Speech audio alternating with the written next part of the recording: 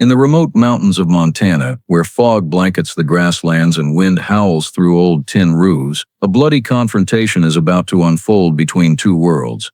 The most brutal Mexican cartel has set foot in Ironwood Valley, thinking they're only dealing with a lone old farmer. But they were wrong. Frank Morrison is no warrior, but he's a veteran, an American carrying the pride and grit of an older generation.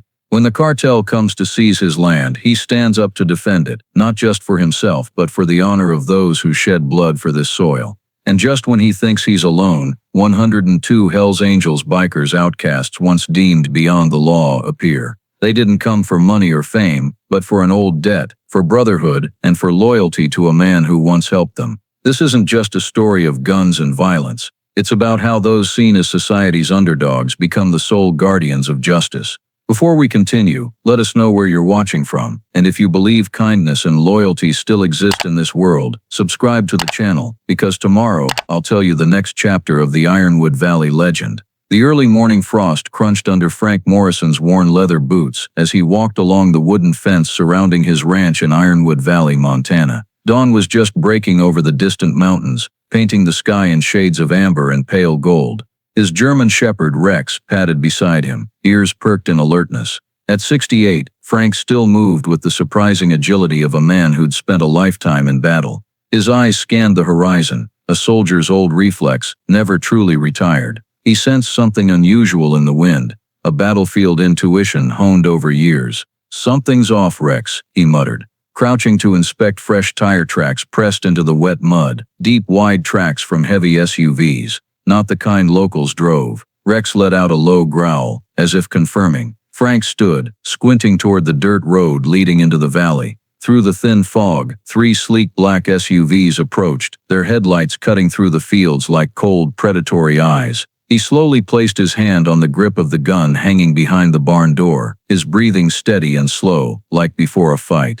The 3 vehicles stopped at the gate. 6 men in tactical jackets stepped out, guns at their hips, their gazes unapologetically menacing. One of them, Diego Spectro Ruiz, a Mexican cartel boss Frank had only heard about on the news, smirked as if the outcome was already decided. "Good morning, Mr. Morrison," he said, in English laced with a heavy border accent. "You've got a nice piece of land here. We'd like to buy it." Frank stood tall, his shoulders still square from his military days. "This is my land," he replied, his voice low and calm, "and it's not for sale." The air grew heavy. Spectro raised an eyebrow, his smirk fading. "I don't think you understand how this works, old man. You must have forgotten how deals are made." He gestured. 2 of his men drew their weapons, stepping forward. Rex growled, hackles raised. Frank backed slowly toward the barn, hands still on the trigger, his gaze cold and steady. Meanwhile, less than a mile away on the northern hillside, 102 Hells Angels bikers were setting up camp during their Ride for Veterans journey, a trip from Oregon to Dakota to raise funds for veterans. The rumble of engines had quieted, leaving only the sounds of early morning and the smell of coffee drifting in the breeze. A tall, silver-haired biker, wiping down his saddle, heard an odd noise echo from the valley below, unfamiliar engines, then a dog barking, then a heavy silence.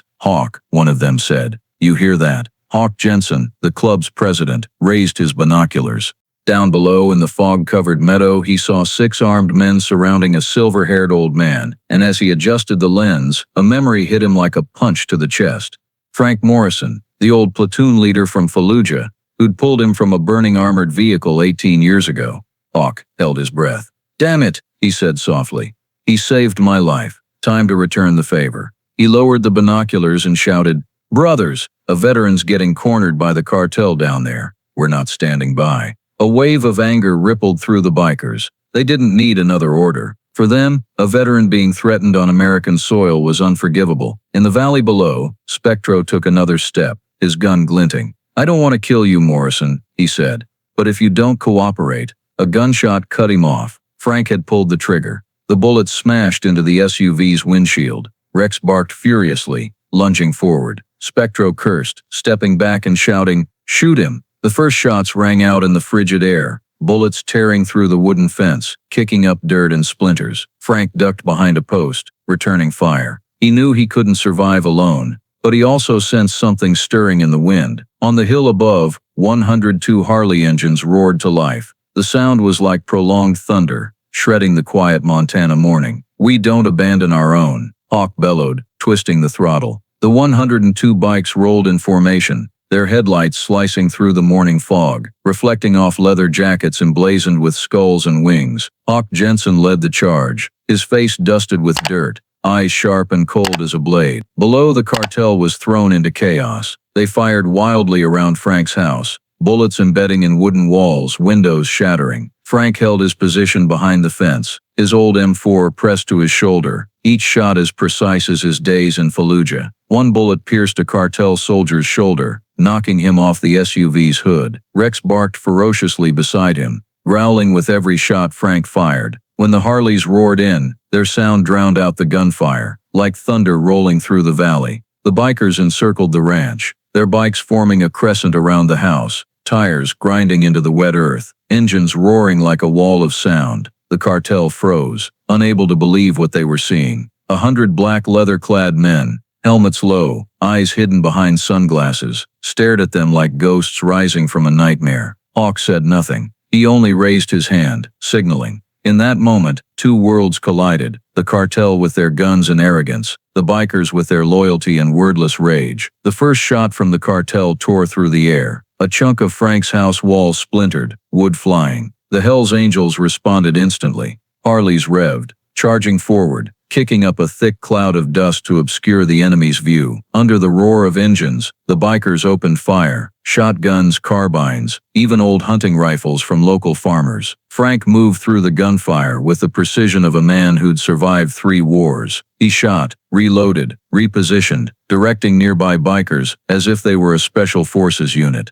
Hawk stayed close, covering his back with an AR-15. Smoke, dust, and fire blended, the scene like hell erupting in the valley. One biker took a bullet to the shoulder. Raven Cole, a former combat medic, dragged him back, bandaging him with leather scraps mid-battle. The cartel began to falter, some dropping their weapons, others scrambling to their SUVs to flee. Frank spotted Ruiz through the smoke, the cartel boss shouting orders in Spanish, his face twisted with rage and fear. Frank raised his rifle and fired. The bullet grazed Ruiz's shoulder, knocking him off balance behind an SUV. Hawk charged forward, shooting out the tires of the fleeing vehicles. The blasts echoed off the cliffs, resounding like thunder. Within minutes, the battlefield descended into chaos, then fell silent. The smell of gunpowder, burning fuel, and wet earth mingled. The wind scattered ash and dust. As the engines quieted, only Rex's hoarse barking and the heavy breathing of survivors remained. Before them lay 3 burned-out SUVs and 8 cartel soldiers' bodies scattered across the blood-stained ground. Frank leaned against the fence, his left arm bleeding. A bullet had grazed his shoulder. Hawk stepped forward, supporting him, his eyes showing unguarded respect. "They'll be back," Frank said quietly, staring toward the road where smoke still rose. Hawk nodded, gripping his rifle tightly. Around them, the 102 bikers stood in silence, their weathered faces glowing in the gray smoke. This wasn't just the end of a shootout, it was the beginning of a war. That morning in Montana, the cartel left behind their guns, their dead, and an unspoken warning: never cross an American soldier when 102 Hells Angels stand in front of him. Smoke still rose from the burned-out SUVs as dawn spread across Ironwood Valley. The gunfire had stopped, leaving only the crunch of footsteps and the clink of metal as the bikers began clearing the battlefield. Hawk Jensen removed his leather jacket, kneeling beside Frank Morrison to help bandage his shoulder wound. "Just a graze," Frank said hoarsely. "At my age, skin's tougher than steel." Hawk gave a faint smile, but his eyes still scanned the area, wary as if the fight wasn't truly over. The main house was scorched, windows shattered, bullet holes embedded deep in the walls. Bikers split up to put out fires, drag cartel bodies to the road, and pile weapons in a heap. Some grabbed shovels to bury the bodies at the forest's edge, leaving no obvious traces. Raven Cole, still in her blood-stained jacket, directed 2 other bikers to tend to the wounded.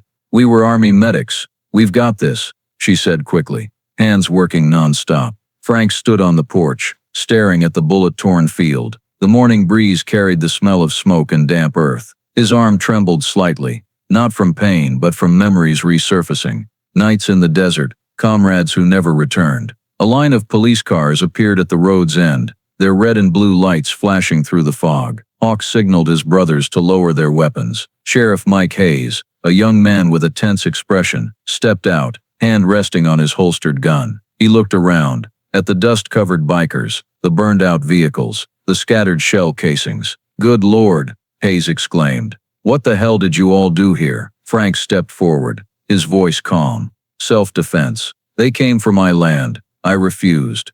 These guys just happened to be nearby." The sheriff glanced at Hawk, his look both skeptical and grateful. "Nearby. 102 Hells Angels just happened to camp out in front of a veteran's house under cartel attack. You think I'm stupid?" Hawk shrugged, unfazed. "Sometimes you're in the right place at the right time. If we hadn't been here, you'd probably be writing up a murder report right now." Hayes sighed, removing his hat, surveying the battlefield. "Look, I get what you're doing. But the state, the FBI, the DEA, they'll tear this valley apart if they hear about this morning. They won't buy self-defense. You all need to clear out before they show up." Hawk looked at Frank. "What do you think?" Frank was silent for a moment, then said softly, "The cartel will be back. I saw how they moved. They don't just want this land. They want the road through the valley. This is a strategic spot, connecting Montana to Idaho's northern corridor. Whoever controls Ironwood controls the smuggling route." Hawk frowned. "So if you're right, this isn't just about one ranch. It's about their whole trafficking network." Frank nodded. Sheriff Hayes furrowed his brow, then said quietly, "I've had some shady reports from the south. Unregistered trucks, nighttime activity, missing locals. I suspect the cartel's using abandoned ranches as stash houses, but I don't have the manpower or authority to take them on." Hawk glanced at the bikers repairing the fence, putting out embers, collecting casings, all moving like a battlefield unit, not a gang of outlaws.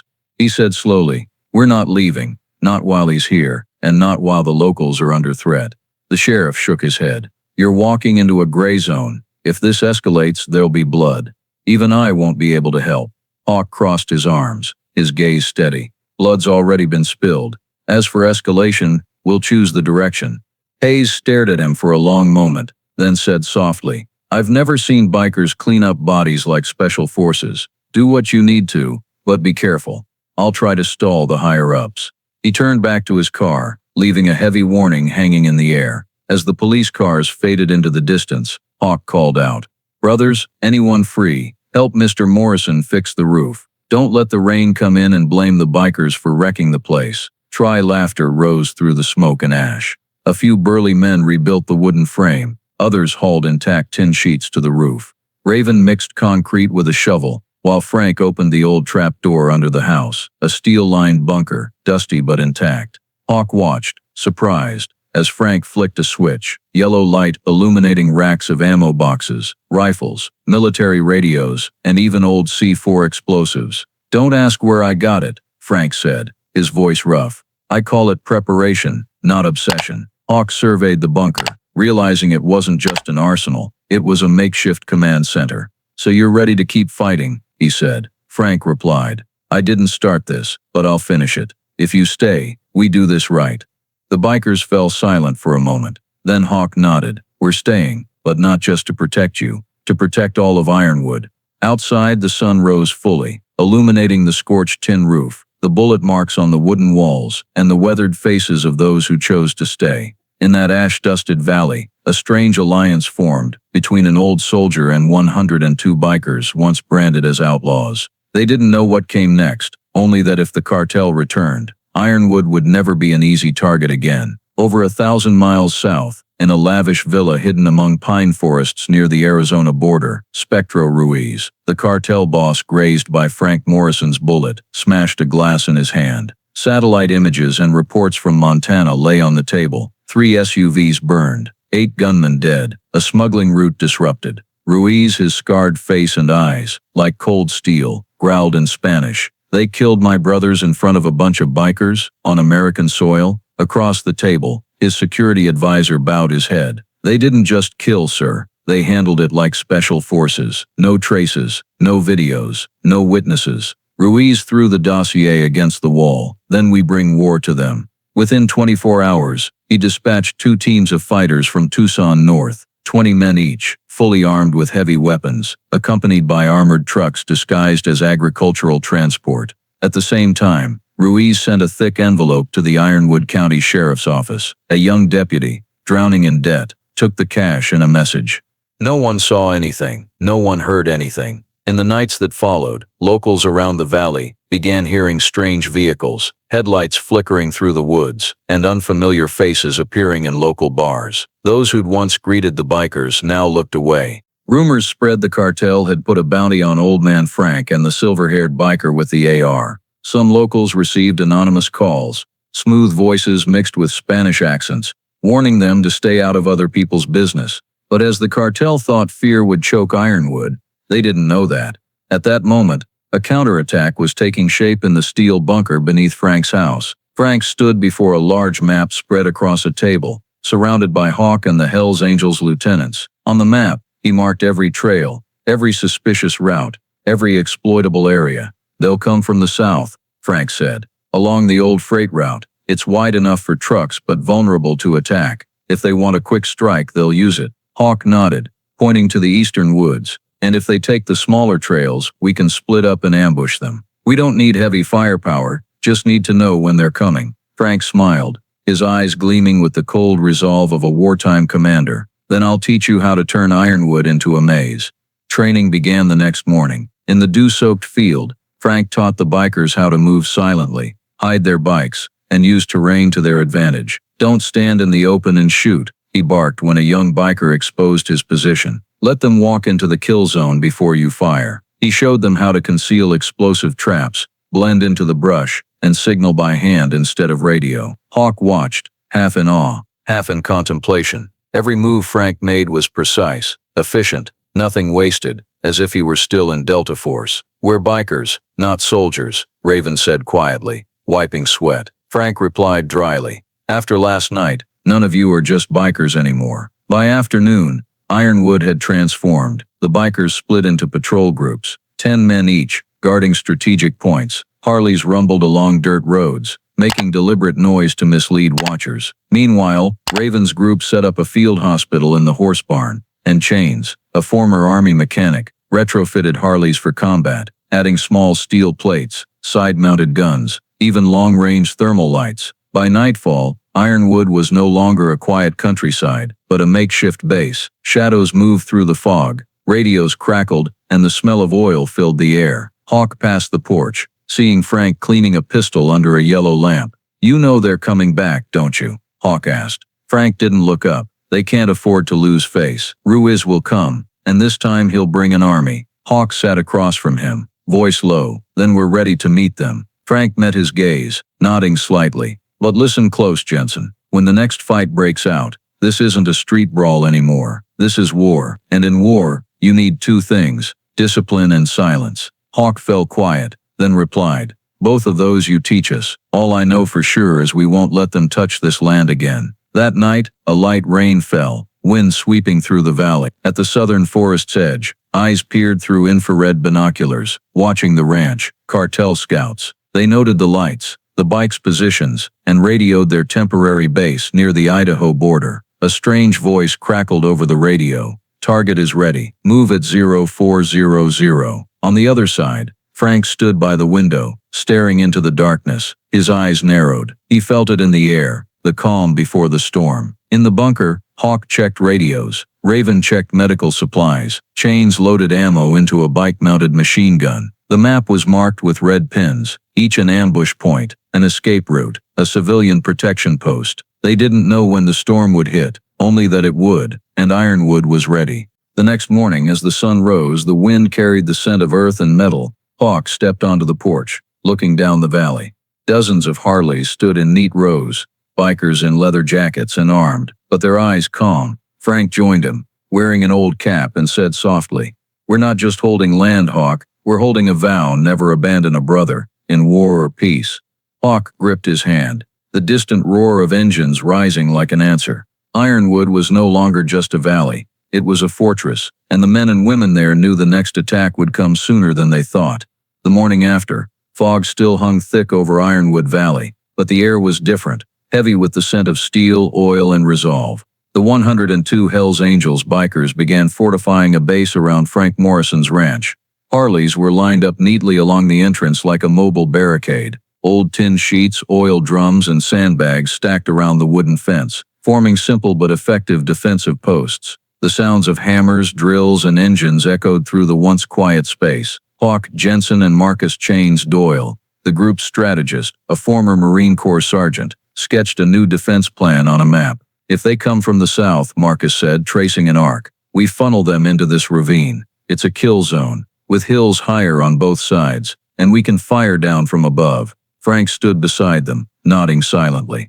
He added a small detail, his voice hoarse. Set traps on this slope to force them to stop. When their vehicles hit them from 3 sides. Marcus glanced at him, smirking. Now I know why they called you Phantom. Hawk overheard, nodding. Call him Old Man Commander now. Fits better. From that day the name spread through the group. Old Man Commander, the old soldier, the unofficial leader, but every biker followed him. Frank didn't command by shouting, but with a look. His calm, seasoned gaze silenced anyone and got them to work. In the old horse barn, Raven Cole set up a field hospital. She used bandages, IV drips, and old military medical supplies Frank found in the bunker. If anyone goes down, she said, they won't die alone. Outside, burly bikers sat around a fire, holding steaming coffee mugs, talking like soldiers at the front. They didn't talk much about war, but about loss. A brother killed in a bike crash, a friend who didn't make it after Afghanistan, or an old comrade taken by drugs.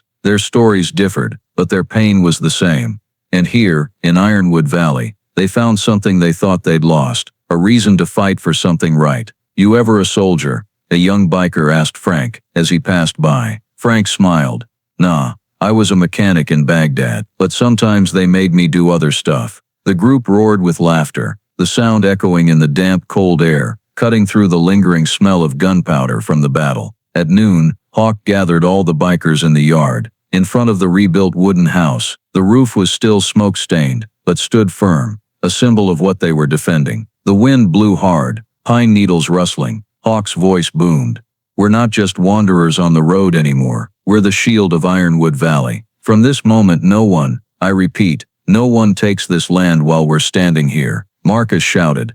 No one takes Ironwood Valley. 100 bikers echoed in unison, their roar blending with the revving Harley engines, reverberating off the cliffs like thunder. Frank stood watching, his hand gripping the M4, his eyes holding both pride and worry. He knew the next fight would be fiercer, and he knew these men bikers society deemed outlaws were the ones ready to bleed for what was right. That afternoon, they began patrols. Groups of 10 guarded the routes, the wooden bridge to the north, the rocky slope to the south, and the pine forest across the hill. They communicated with old radios Frank had repaired, using light signals when reception failed. In the bunker under the house, Marcus built a detailed map of Ironwood Valley. Each night they logged every strange movement, unfamiliar trucks, headlights in the woods, distant gunfire. Raven taped a list of the bikers' injuries to the wall, meticulous as a combat medic, noting medical supplies. Not much, but enough to survive, she said.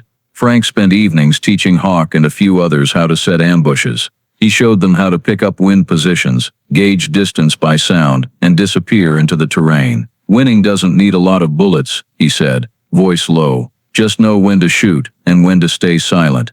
Hawk nodded, eyes fixed on the map. He realized that with Frank leading, they weren't just bikers, they were a real fighting unit. That night, they lit a large fire in the yard, eating canned meat and black coffee. The wind carried the scent of smoke and pine sap. Frank sat by the fire, looking around at scarred, tired faces, but eyes bright and resolute. Hawk raised his mug, voice rough. Brothers, we might not be heroes, but tonight if anyone asks who's holding this frontier, the answer is us. The group fell silent for a moment, then all raised their mugs. Marcus grinned. And if the cartel wants to try again, we'll show them what real hell looks like. Laughter rang out, then faded into the howling wind. Far off, thunder rumbled in the mountains. A storm was coming. Frank looked to the horizon, where dark clouds were gathering. He said softly, just for Hawk to hear. This storm isn't just the weather, Jensen. It's war. But at least this time, I'm not fighting alone. Hawk nodded, gripping his metal mug, eyes reflecting the firelight. Outside, the Harleys rested silently under the rain, like mechanical beasts waiting to awaken. Ironwood Valley, the new fortress of the Brothers of the Road, was ready for whatever came next. 3 days later, Ironwood Valley was eerily quiet. Too quiet. No strange vehicles, no engine sounds or headlights in the night. But Frank Morrison knew this silence was just a mask before the storm hit.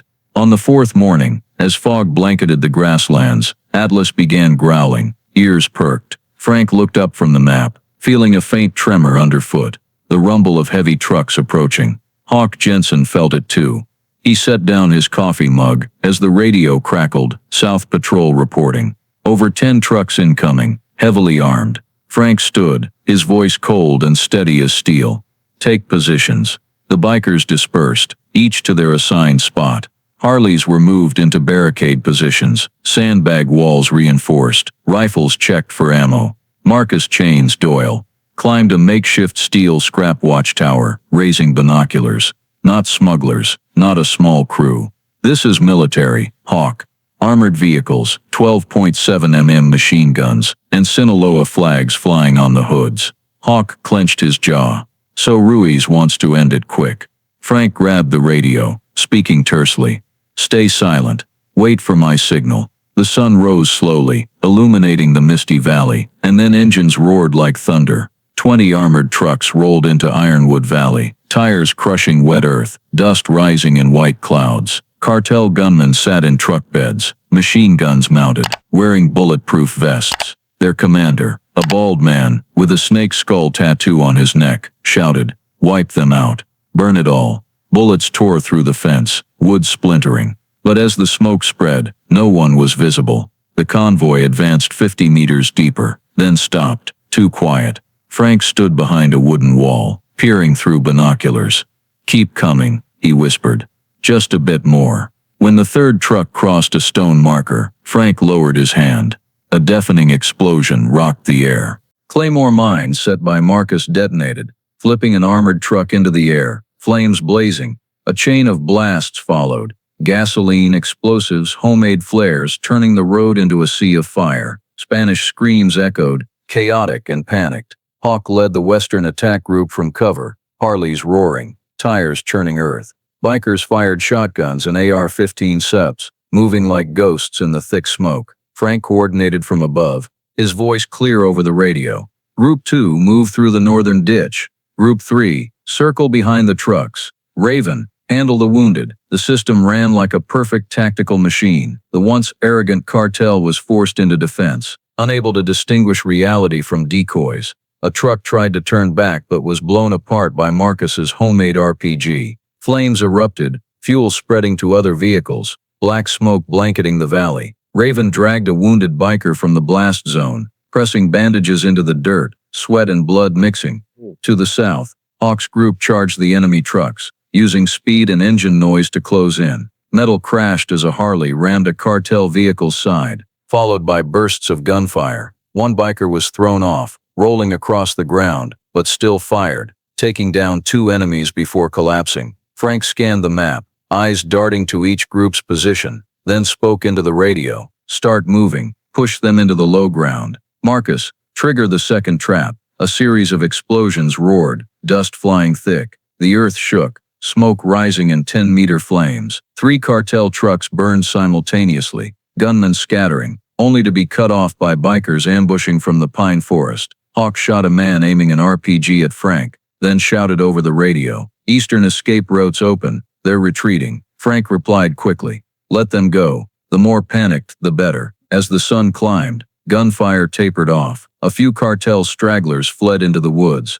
chased by patrolling bikers. In under 30 minutes, Ironwood Valley was shrouded in smoke, and the screech of burning metal. The ground cracked. Fire spread across the field. Black smoke columns rose, obscuring distant peaks. Bikers moved through the wreckage, putting out fires, dragging bodies, collecting weapons. Hawk knelt beside a scorched Harley, checking a fallen friend, alive, but burned. Raven arrived, administering painkillers and reassuring him. Frank stepped into the yard, his M4 still hot, eyes reflecting the flames. He took a deep breath, then said softly over the radio, "Hold positions, no one leaves Ironwood." 3 miles south, in an armored SUV, Spectro Ruiz watched through binoculars, his face purpled as he saw the rising smoke. His vehicles burned. He slammed the dashboard, roaring, Again, those damn bikers again. Morrison, I'll tear you apart. His aide asked quietly. What do we do, Hefe? Ruiz turned, eyes blazing. Send every man we have, every unit, no one left behind. I want that valley to be their graveyard. He picked up a satellite phone, ordering his regional commander, mobilize all forces from Idaho, Wyoming, and southern Montana. We'll level Ironwood Valley. He looked through the binoculars again, seeing the black leather figures clearing the battlefield amid red flames, standing beside the old soldier who remained unfazed, as if he'd just finished a shooting drill. He gritted his teeth, voice low and sharp as a blade. Enjoy your victory, road dogs. Next time I'll bring all of hell. In the valley, the wind shifted, carrying the smell of burning and blood. Hawk looked at Frank, speaking slowly. He'll be back and not alone. Frank nodded, wiping sweat and dust from his face. I know, but next time, he said, voice calm and low, we'll be waiting in Ironwood will be a place he'll never forget. That afternoon, the sky over Ironwood Valley turned leaden gray, thick clouds rolling in from the north. Wind whipped through the pines, carrying a biting chill. The valley fell into an eerie silence, as if nature itself knew blood was about to spill. After the morning's battle, no one said it aloud, but all understood. The cartel would return, and the next time wouldn't be just an army, but a storm. Frank Morrison stood by the fence, the sunset casting deep gold streaks across his face. Hawk Jensen approached, holding a satellite-printed topographic map. News from Marcus, Hawk said, voice rough from smoke and fatigue. Our scouts spotted 30 vehicles massing south of Dillon, including ammo trucks and manpower. Frank didn't reply immediately. He gazed at the distant mountains, where fog draped the peaks like a shroud. They'll hit tomorrow night, he said softly, because they're used to fighting at night, and they think we'll be worn out after 2 battles, but they'll make the same mistake as before, underestimating Ironwood. Hawk spread the map on the hood of an old Harley. They leaned over, calloused fingers tracing roads, ravines, and forest edges. I want to split the team, Frank said. Half block the south, set traps on the trail near the creek. Marcus leads that group. He's got close quarters experience. Hawk, you hold the center with me. Coordinate the whole valley. Raven stays at the medical station. Hawk nodded. What about the smaller groups? Frank took a red pen, circling 7 points around the ranch. I call this the fire ring. If they break through the outer line, we tighten the front, trap them between 2 layers of firepower. Hawk looked at him, eyes full of respect. You're not a farmer, you're a strategist. Frank smirked. After 30 years of war, I learned one thing. Every victory starts with preparation. At that moment, headlights flickered from the dirt road. Hawk raised his hand to signal, but Frank stopped him. Not cartel, our people. A convoy of old pickups and tractors from Ironwood town rolled in quietly. Locals, farmers, carpenters, women, children, brought food crates, medical bags, and fuel. Old man Peterson, who once opposed the bikers, leaned on his cane and handed Frank a bag of antibiotics. I don't shoot, he said, but I know wounds. You'll need this. A young woman set a basket of eggs and bread on a wooden table, looking around. We don't have much, but everyone wants to help. Hawk watched them, his throat tightening. In years on the road, he'd seen people fear, scorn, or hate bikers, but here in this cold valley, they were seen as true protectors. Frank thanked each one, his voice warm but firm. You don't need to carry guns, just believe we'll win. As night fell, the townsfolk left, their faint lights fading into the distance. Frank and Hawk sat on the wooden steps, each holding a mug of strong black coffee. Smoke from the fire curled in the wind, the smell of gunpowder lingering on their clothes. You know, Frank said slowly, for years I thought I'd left war behind. I just wanted to live quietly, raise dogs, grow corn, but war never leaves you. Hawk looked at him, his gaze tempered with empathy. I get it. We ride for the same reason, to feel alive, to find something to believe in. But seeing you stand in the gunfire that morning, I knew why we're really fighting. Not for honor, but for those who can't defend themselves. Frank gave a faint smile, voice rough. That's what I'd forgotten, and you all reminded me. They sat in silence, watching the firelight flicker on the rifles propped against the wall. In the distance, Marcus checked mine placements and radios. Raven organized drugs, flashlights, and bandages. Other bikers sat by the fire, few speaking. Some cleaned bikes, some jotted notes, some just stared at the sky. You ever get scared? Hawk asked suddenly. Frank answered without hesitation. Always. But I learned to let fear keep me sharp. Hawk chuckled. voice tired but genuine. You figure if I have to die, at least it's in the right place for the right reason. Frank turned, eyes stern. You're not dying. No one dies tomorrow night. They'll come stronger, bigger, but not smarter. We don't need to win. Just survive. The wind grew sharper, carrying the scent of snow. Frank looked up at the sky. Black clouds lowering, swirling south. A lightning flash lit the snow-covered mountains. Snowstorm, he muttered. Tomorrow night, it'll snow. They'll think it's their advantage, but they forget Montanans live with snow their whole lives. Hawk stood, tightening his leather jacket, surveying the base. Small lights in the dark, patrolling figures, the faint rumble of Harleys like a vow. He said softly, almost a whisper, "We'll hold." Frank replied, voice low and sure, "We'll do more than that." At the forest's edge, Marcus reported over the radio. South traps are set. If heavy vehicles come through, nothing stays intact. Raven added, medical stations ready, just waiting for them. Frank checked his watch. Nearly midnight. He spoke softly into the radio. All teams to positions, rest 2 hours. Then we wait. The wind howled stronger, bringing the first snowflakes to the scorched tin roof. Ironwood Valley sank into a gray-white storm. Snowflakes swirling like silent spirits. In the wooden house, Frank blew out the lamp, leaving only the fireplace's glow. Hawk leaned against the wall, eyes half closed but hand on his gun. Outside, the Harley's steady hum echoed like the valley's heartbeat. The night was quiet, cold and tense to the point of suffocation. And in that stillness, everyone knew. When dawn broke, war would return to Ironwood Valley, fiercer than ever. Snow fell heavily. As the clock struck 3:45 a.m.,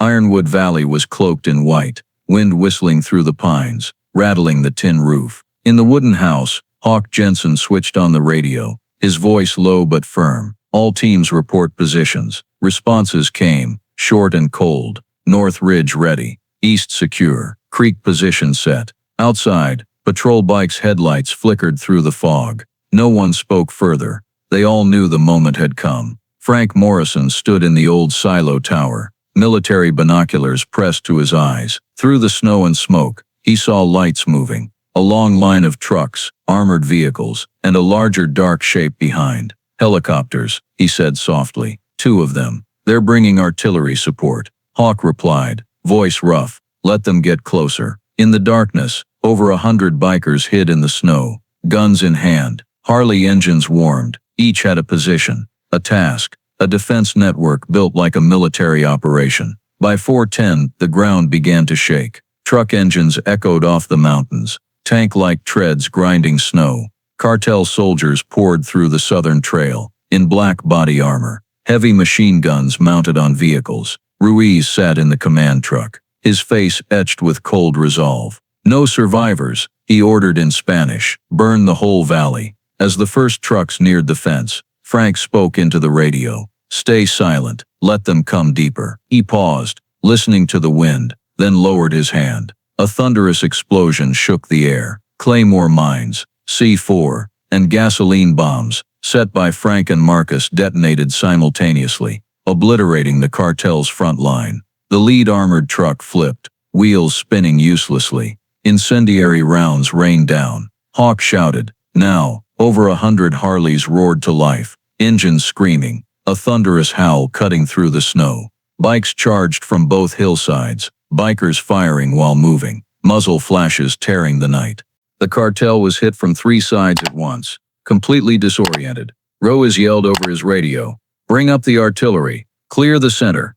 But as the guns fired, Frank ordered, Marcus, second trap. A blast erupted from underground, an old fuel pipeline. Frank had rigged ignited, flames shooting high, torching a line of cartel trucks in the white snow. The light reflected off the night sky, turning Ironwood into a fiery hell. Amid the smoke and flames, the Harley's roar persisted. Hawk led the eastern group, his AR-15 firing precise shots. Protect the main gate, he shouted over the radio. Marcus, they're closing on you. Marcus Chains Doyle, who'd built the defense system, was at the gate. An armored cartel truck barreled toward it, its rooftop machine gun spraying bullets. Marcus triggered a mine, but the circuit failed in the snow. He yelled over the radio, can't detonate, I'll stop them. He climbed onto his Harley, revved the engine, and floored it. The engine screamed through the snowy night, as Marcus charged the cartel truck, detonating a grenade in his hand. A massive fireball erupted, shaking the earth. The main gate vanished in smoke and flame. When the dust settled, neither the cartel truck nor Marcus remained intact. Hawk stood frozen for a moment, gripping the handlebars, voice choked. Brothers Marcus held the gate. There was no time to mourn. Dozens of cartel soldiers advanced, firing wildly, bullets whistling. Raven dragged a wounded biker into the bunker, blood staining the snow. "He's still breathing," she shouted. "Need morphine." Frank stood in the silo tower, scanning the scene through binoculars. He saw flames reflecting off ice, black dots moving in the blizzard, friend and foe blending. He spoke into the radio, calm amid chaos. "Hawk, focus fire on the center. I'll handle the helicopters." Hawk replied. "What are you doing? They've got missiles." Frank didn't answer, only crouched to grab an old shoulder-fired anti-tank launcher, stored for 20 years. He opened the tower door, snow and wind rushing in. Below, the first helicopter swept its spotlight across the yard. Frank squinted, aimed through the sight, and took a deep breath. A single shot, a streak of fire across the night sky. The missile hit, the helicopter exploding midair, metal raining down. The valley lit up, and a cheer rang over the radio. Old Man Commander took down the chopper. The bikers' morale surged like the flames. They pushed back wave after wave of cartel, counterattacking with speed and recklessness. Over 20 cartel vehicles burned, their ammo stores exploding. Ruiz watched through binoculars, screaming in rage. "Impossible, send in the special unit, send everyone." He leaped from the command truck, pistol in hand, advancing into the front line. Frank spotted him from afar, amid smoke and fire, the leather coat, scarred face, eyes bloodshot. He aimed, but Ruiz ducked behind a burned-out truck. "Hawk, he's west," Frank shouted over the radio. Hawk spun his bike, leading 3 bikers around the hillside, encircling the area. Ruiz fired back, bullets tearing through snow, grazing Hawk's shoulder. One biker fell, but Hawk pressed on, his Harley skidding on ice. He forced the enemy into a pine tree, his pistol firing 3 quick shots, pushing Ruiz back. Frank provided cover fire from above, his 4th shot hitting Ruiz's leg, dropping him to his knees. "Enough," Frank shouted, his voice booming over the radio. "Stop, take him alive." But Ruiz crawled up, aiming, yelling, "You can't kill me, old soldier. I'm Sinaloa." Frank said nothing, stepping down from the tower, snow coating his jacket. He approached, M4 lowered, eyes cold as ice. "No," he replied, voice low. "You're just a man who doesn't know when to stop." Ruiz pulled the trigger, but his gun was empty. Frank raised his rifle, the butt striking Ruiz's face, knocking him out cold in the snow, blood mixing with melting ice. The gunfire slowed. The cartel began to retreat, abandoning vehicles, comrades, and weapons. Some surrendered. Others fled into the woods.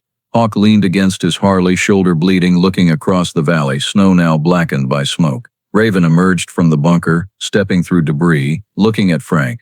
"Is it over?" He nodded slowly. For tonight, they walked through the battle's wreckage, burned vehicles, scattered casings, the thick smell of fuel and gunpowder lingering. Frank stopped at the gate, where Marcus fell, now just a twisted iron sign reading Ironwood Farm. He removed his cap, bowed his head, silent. Hawk joined him, saying softly, "He kept his promise. No one got through the main gate." Frank replied, eyes fixed on the snow-covered trees, "We have to keep ours. No one takes Ironwood Valley." Far off, the first dawn light broke through the clouds, illuminating the ravaged valley where smoke still rose, but the Harley's engines started again, echoing like a new oath. Ironwood had held, but everyone knew this victory was bought with blood, and its scars would stay with the brothers of the road forever. The sun rose slowly over the eastern mountains, its faint amber light spilling across Ironwood Valley, veiled in a thin layer of smoke. No more gunfire, no roaring engines, just the heavy silence of a place that had just endured war. Melting snow mixed with blood, red water trickling through earthen ruts, past scorched tire tracks. The morning breeze swept through the pine tops, making the tattered American flag in front of Frank Morrison's porch flutter, singed at the edges, but still standing tall. Frank stepped out from the rubble, his jacket caked with dust and ash, his face blackened by smoke. He gazed at the flag for a long moment, his calloused hand gently adjusting its rope, then exhaled slowly.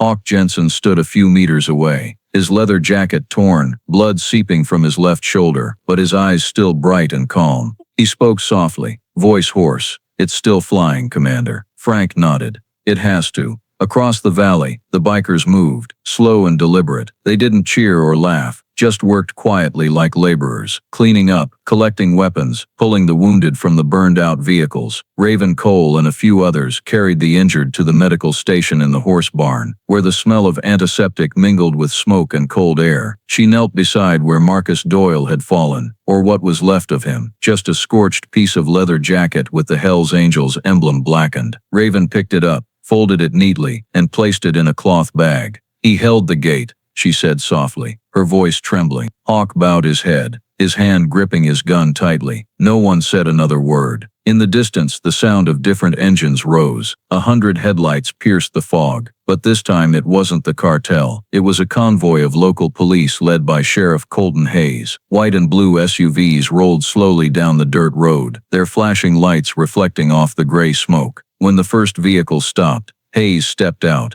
half in awe, half in shock. He stood silent for a moment, taking in the scene. It looked like the aftermath of a military battle. Over 20 burned-out cartel vehicles, bodies scattered across the snow, guns strewn everywhere. Bikers were burying the dead, saving the living, smoke still rising from smoldering fires. Hayes turned to Frank, his voice rough. "Good Lord, what is this, Morrison? This is a full-on war." Frank didn't meet his eyes, only replied softly, "War, Sheriff. It came, and now it's gone." Hayes walked slowly through the field, looking at the men in black leather jackets, their faces tired but composed. There was no cruelty, no panic, just the quiet of those who'd done what needed doing. He stopped before Hawk, saying quietly, "I don't know whether to arrest you or thank you." Hawk replied, "If you want to thank someone, thank the man who fell at the gate." Hayes fell silent. A gust of wind stirred a small whirlwind, carrying ash and a torn flag fragment from the burned vehicles. As the first sunlight hit, glinting off helmets, Ironwood Valley emerged like a painting washed in blood and fire. Sheriff Hayes turned to Frank. "You know, people will call this place crazy. A veteran and a bunch of bikers beating the cartel. But I don't see crazy. I see right." Frank squinted, his voice calm. "Sometimes justice is just the people who aren't afraid to stand when others stay quiet." At that moment, Raven called out, "Found 2 still alive." 2 bikers rushed to pull 2 injured cartel gunmen from a mangled heap of metal. One was barely breathing, the other nearly bled out. Hawk signaled Raven to save the one still alive. "We don't execute," he said. "We're not like them." Raven nodded, pulling the man away, her eyes cold but without hatred. As the sun climbed higher, the snow began to melt, water streaming over the blackened ground.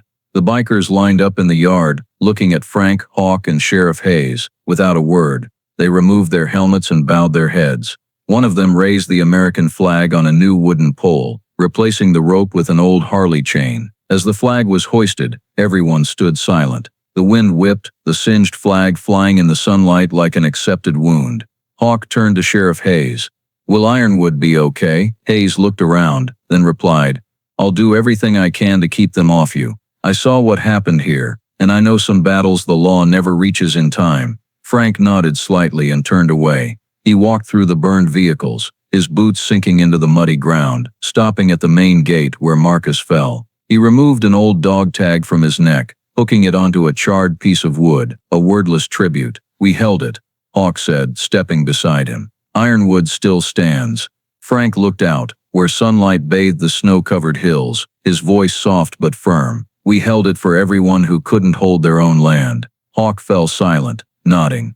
He turned, looking at the remaining bikers, over 80 men, most wounded, but none abandoning their posts. "We'll rebuild the fence, bury our brothers, and fix the house," he said. "And when someone asks what Ironwood is, they'll know, it's where people don't bow." Frank placed a hand on Hawk's shoulder, his eyes steady but warm. "They'll come back in different ways, with money or power. But as long as Montana has people like you, they'll never win." Hawk squinted toward the dirt road leading out of the valley, where light pierced the smoke. "No cartel will dare come back to Montana," he said softly, his voice steady in the wind, like a vow. Outside, the bikers started their engines, the roar of Harleys echoing across Ironwood Valley, resounding like the heartbeat of the survivors. The American flag still flew, Snow fell lightly, and the valley became a symbol not just of blood and smoke, but of courage, freedom, and the unity of people forgotten by the world, but never broken. 2 days after the battle, Ironwood Valley was no longer a forgotten dot on Montana's map. Reporters, satellite trucks, and news crews swarmed like vultures, camera lights illuminating the smoke-stained field. Signs bearing FBI, ATF, and Montana Department of Justice logos lined the road to Morrison's ranch. They came under the guise of investigating organized violence and interstate arms trafficking, but the agents' eyes held more than curiosity, shock, and disbelief. Over 20 blackened cartel vehicles lay scattered in the melting snow, hundreds of shell casings, blood, and crisscrossing tire tracks. Frank Morrison sat on his porch, in an old army jacket, hands still stained with grease and ash. He didn't shy from the cameras, just stared straight ahead. When an agent approached, flipping open a notebook and asking who gave the order to fire first, Frank answered curtly, "Me. I defended myself. The others just kept me alive."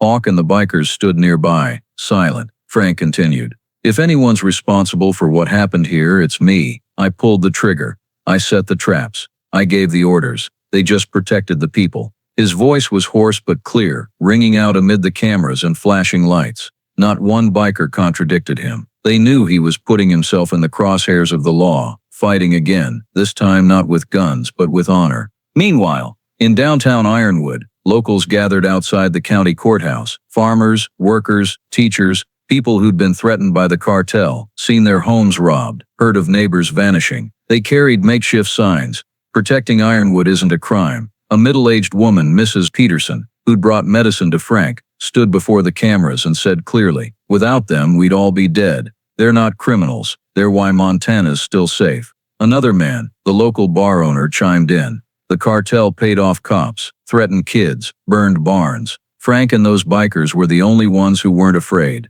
The news spread across America. Major networks ran headlines. Bikers versus cartel. Who's the hero? Who's the criminal? Frank Morrison's ash-covered face, with deep, piercing eyes, graced the front page of the Montana Tribune. Beneath the photo, a simple caption, "The man who held Ironwood." The FBI set up investigation tents, seizing dozens of weapons, interviewing every biker. A young agent, after watching footage from a cartel dashcam, said only, "God damn, they fought like a real military unit." Preliminary reports concluded the cartel attacked first, and the bikers acted in self-defense. But the legal system doesn't run on compassion. The state prosecutor demanded a summons for Frank, charging him with instigating an unauthorized armed conflict. Frank wasn't surprised. He showed up on time, walking from his ranch to the courthouse. No lawyer needed. Hawk went with him, but Frank stopped him. "If I stay behind bars, at least they'll leave you alone." In the interrogation room, Frank sat upright,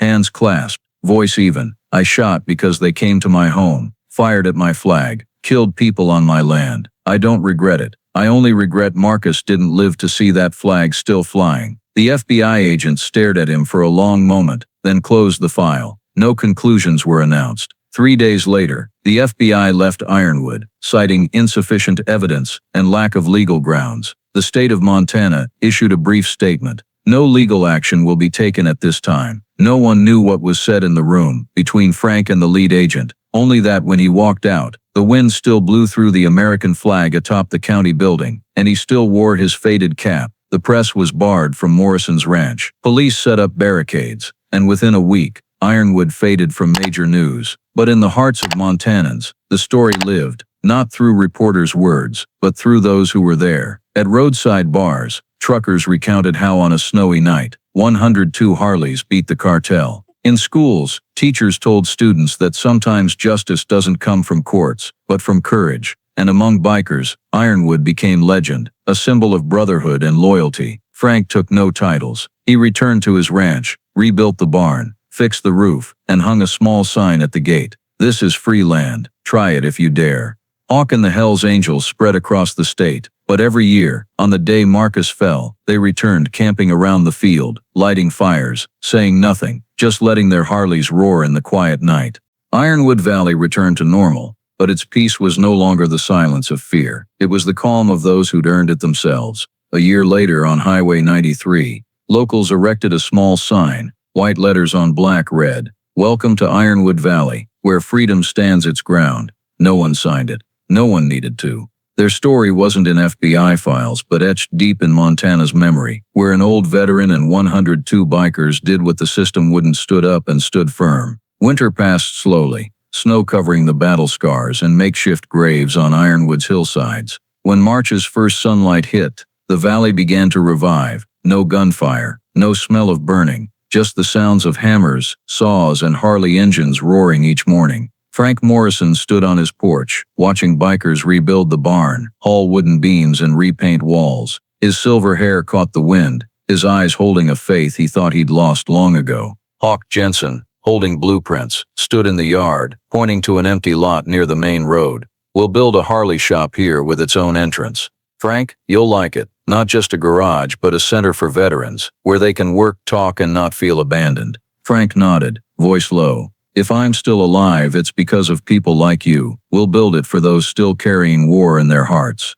The bikers split into work groups, some welding iron frames, others mixing cement, a few setting up a small wind turbine. Frank found in a scrap heap. Locals once fearful of engine roars, now brought food and supplies. Sarah Bennett, a young teacher living a few miles away, took charge of coordination. She listed needed goods, called for volunteers, then approached Frank saying, "You know they're not just rebuilding your house, they're rebuilding Ironwood." Frank smiled, a rare smile after months of war. "Maybe," he said, "people are finally learning. Bikers don't destroy, they just don't let things be taken." Under the hands of those who seemed to have nothing in common but scars, Ironwood transformed. The garage was finished in 3 weeks, with a steel sign reading Ironwood Brotherhood Garage. Inside, bikers repaired Harleys, welded frames, and taught young veterans engine restoration. A corner became a small coffee bar, where Frank sat each morning, sipping black coffee, watching smoke rise and hearing laughter and banter from those who once knew only solitude. Raven Cole took over medical duties, opening a small clinic behind the garage, offering free checkups for veterans and locals. Marcus Chains was gone, but a wooden plaque bearing his name hung in the garage's center, below the American flag. Frank had washed and hand-stitched. Hawk said, "We don't build statues for the dead, but we make what they believed in real." Sarah organized the first post-war community meeting in the new barn. Locals, bikers, and veterans sat around a long wooden table. They discussed opening a school, clearing roads, creating a fund for those who'd lost homes. Frank sat at the head, listening quietly, nodding occasionally as Sarah spoke. When she finished, he said softly, "I used to think I didn't belong anywhere, but looking at you all, I know I was wrong. People never lose their worth, as long as someone believes they still have it." The room fell silent, then erupted in applause, not for grand words, but for raw truth. To Ironwood's people, Frank was no longer the reclusive veteran or grumpy old man. He was a symbol, not just of courage, but of resilience, of faith that justice sometimes comes from the simplest people. Outside, the last snowflakes melted on the new roof. Valley children ran around the garage, chasing each other among gleaming harsarafly. Hawk watched, saying to Frank, "See, this is the part of war I like best, when it ends, and people still live." Frank chuckled softly. "You sound like a philosopher, Hawk." "No," Hawk replied. "Just a biker grateful to drink coffee in peace this morning." As dusk fell, sunlight painted the valley orange. Frank stepped onto the porch, eyes on the American flag flying atop the garage, once torn and burned, now stitched and proud. He lit a cigarette, inhaling deeply, smelling smoke, fuel, and damp grass, all blending into the breath of a new Ironwood. Sarah approached, asking quietly, "Will you stay?" Frank nodded. "I was born in this country, fought for it, now I live with it. I'm staying because for the first time in years, this feels like home." Night fell, the garage still lit. Hammers and laughter echoed through the valley. A young biker posted a small sign at the entrance. "Freedom isn't free, it's rebuilt. One nail, one hand at a time." Spring came early that year. Snow melted, wildflowers bloomed on the blood-stained field. Deer returned to the forest's edge. Birds sang on the new roof. Ironwood Valley was reborn, not just by human effort, but by the spirit of those who dared believe in good. Frank looked around, his eyes softening. He knew this had been a battlefield, but now it was proof that even after fire and blood, kindness could grow like seedlings after frost. News of Ironwood Valley spread across America faster than any story before. At first it was just blurry clips filmed from afar, explosions lighting up the snow, Harleys charging through fire, a tattered American flag fluttering in smoke. But soon national TV, social media, and international press were abuzz. They called it the Ironwood Stand. In days, quiet Montana became a symbol of defiance and courage for ordinary people.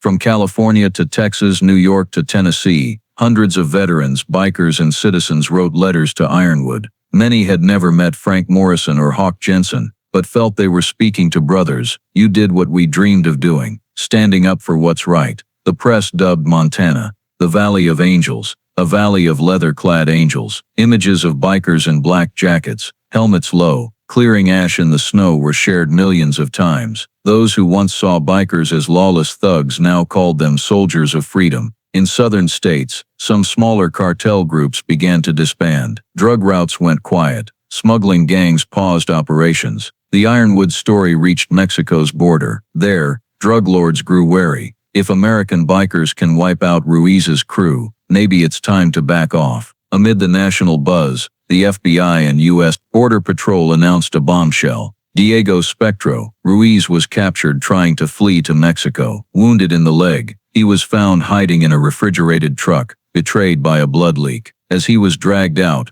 Ruiz muttered in Spanish, "Ironwood, those devils." His arrest sent shockwaves. Headlines screamed, "Montana's terrorist caught." Images of Ruiz, haggard, eyes vacant, played on national TV. At press briefings, officials avoided mentioning the Hells Angels' role, but the public knew, without them, Montana would have fallen. In Ironwood, life stayed simple. Bikers worked in the garage, fixing bikes for veterans, teaching local teens mechanics. Frank Morrison spent mornings tending his garden, afternoons in the garage, hands always greasy. Hawk received hundreds of emails, letters, and packages from across the country, from war veterans, families of fallen soldiers, reformed criminals. One letter stopped him cold, written in a soldier's shaky scrawl. "I thought this country forgot us, but seeing you and Morrison fight, I realized we're not dead, just waiting for a reason to live again." Hawk read it aloud to Frank, and they sat in silence. Frank smiled, his eyes warm with rare softness.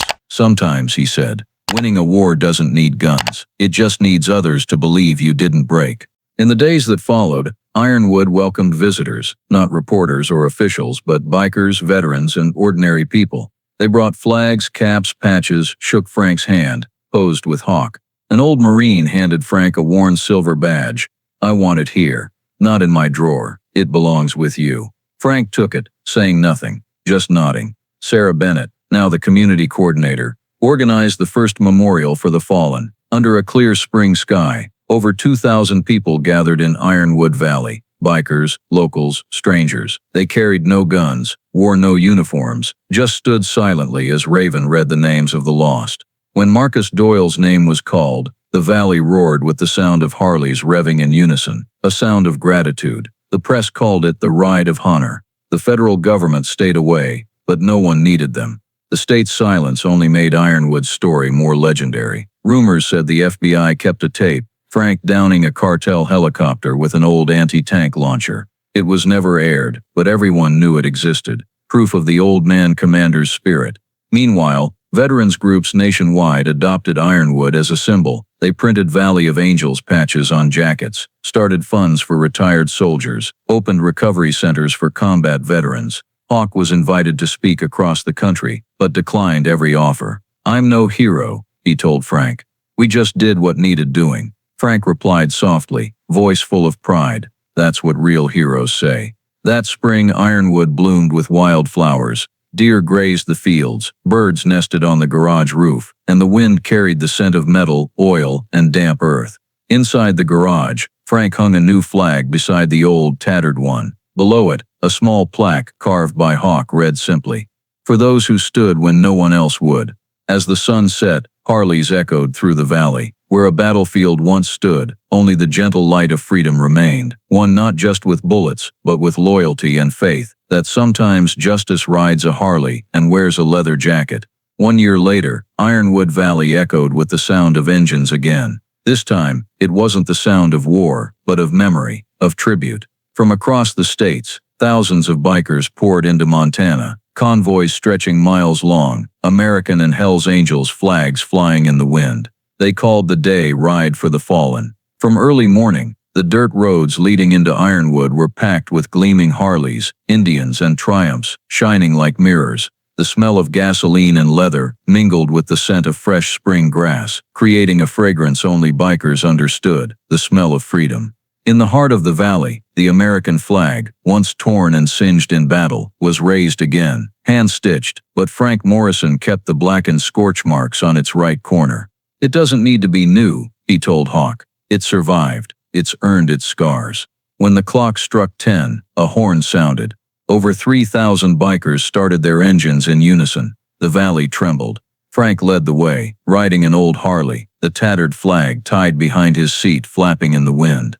Hawk rode beside him, his black jacket weathered, eyes quiet. Behind them stretched a colossal steel serpent of will and chrome, glinting under the sunlight. Along the roadsides, locals lined up early. They carried American flags, handwritten signs, and wild flowers picked from the hills. Children perched on their parents' shoulders, waving at each passing biker. An elderly woman placed her hand over her heart, eyes welling as Frank rode by. "God bless you, old man commander," she whispered. The roar of Harleys blended with applause, creating a symphony of gratitude. The convoy passed through the field that was once a battlefield, now green again, wildflowers covering old bomb craters. On the hillside, a memorial plaque for Marcus Chains, Doyle stood tall, inscribed. He stood when others fell. As Frank passed, he raised a hand in salute, saying nothing. Hawk bowed his head, his Harley's engine growling softly in response. The memorial ceremony took place at the central lot, once the site of Frank's burned house, now a small stone-paved plaza. Thousands of bikers parked in a circle, standing silent, as Frank stepped onto a simple wooden platform. He wore no uniform, just his old leather jacket and dusty boots. The wind blew hard, lifting the American flag high on its pole. "1 year ago," Frank said, his voice low and steady, "this place was fire, blood, and screams. Today, it's engines, freedom, and faith.